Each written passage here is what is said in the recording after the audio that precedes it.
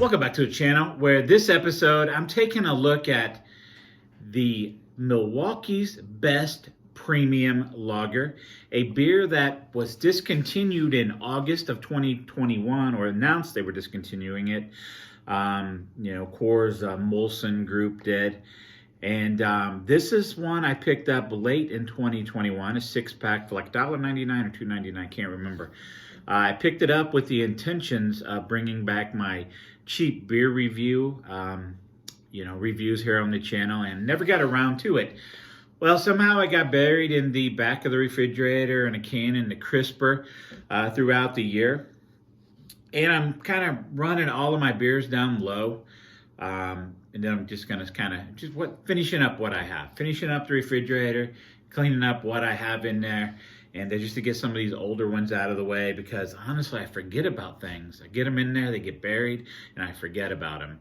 So this one here, it's over a year old, and it's been in my refrigerator for like 11 months. But this is over 1 year old, and I don't know what it's going to taste like. It was never really that great of a beer anyhow. It's more of like I guess you could say if you went to McDonald's and you wanted like the cheap stuff of the cheap stuff, you'd be looking at the value meals, the dollar menu type of stuff on there. And if they even have dollar menus, I don't even know if they still have that. But this is where this beer would be listed at. Off to the side in the value beer. Cheap, American adjunct lagers. Scrape some quarters together, a couple bucks together, and pick up some of these back in the day. This is one from my childhood. Some of the cheap beers that my grandparents or aunts or uncles or something like that would pick up would be this type of stuff, and we'd like sneak sips on it when we got them a new can. We thought we were cool or whatever. But yeah, it brings back a little bit of those type of memories here.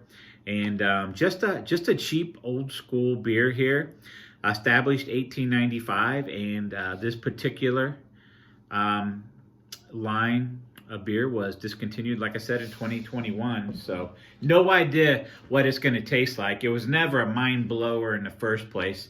Got the shaker pint glass out here. We'll get a pour on this thing, and you know what? Just kind of see what it's all about. Kind of get a last hurrah with it. So I'll give it a very aggressive pour there. Let a big head produce up on top of this thing. Typically I wouldn't pour this way, but what the hell. So we got, about 4 fingers of head, about down to just over 3. As you can see, it's just going to be a yellow clear color to it. Well carbonated.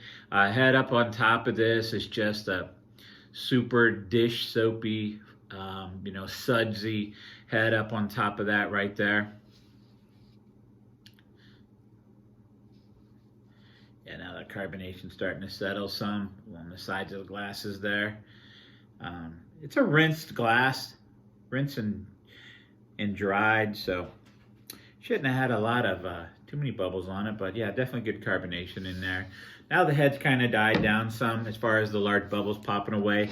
It's turned more into like just a frothy, about 2 fingers of head up on top of this. And again, just that yellow, typical American light lager look to it. This is a 4.8% alcohol by volume there on the can. That generic cereal grain, slight malty cereal grain, earthiness.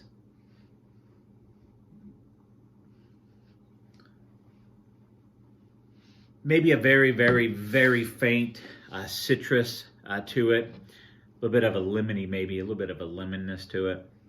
Lemongrass, whatever. Let's get a drink on this thing. Probably, like I said, the last Milwaukee's Best Premium Lager I'll ever have.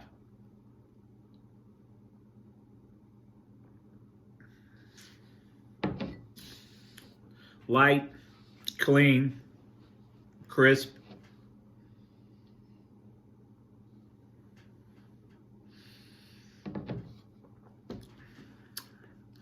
Definitely get that very bland cereal, almost like cornflake graininess to it.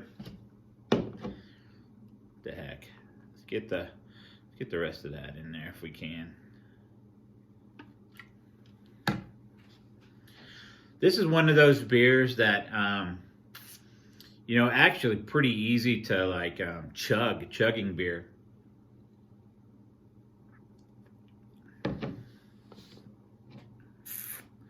Yeah, no, not a whole lot to it. Like I said, very light, thin-bodied. Earthy graininess to it, that corn flakiness to it, cornflake graininess to it.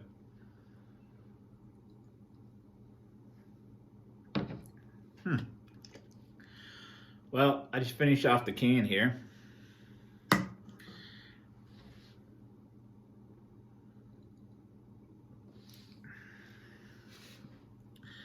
There you go. The look at the Earth's last, Milwaukee's best premium beer. No, this is the last one. Last one I got. Scoring this, I don't know. I'm going to actually give like a 3.25. Some of you might think that's too high. Some of you might think, damn, that's too low. That's an awesome beer.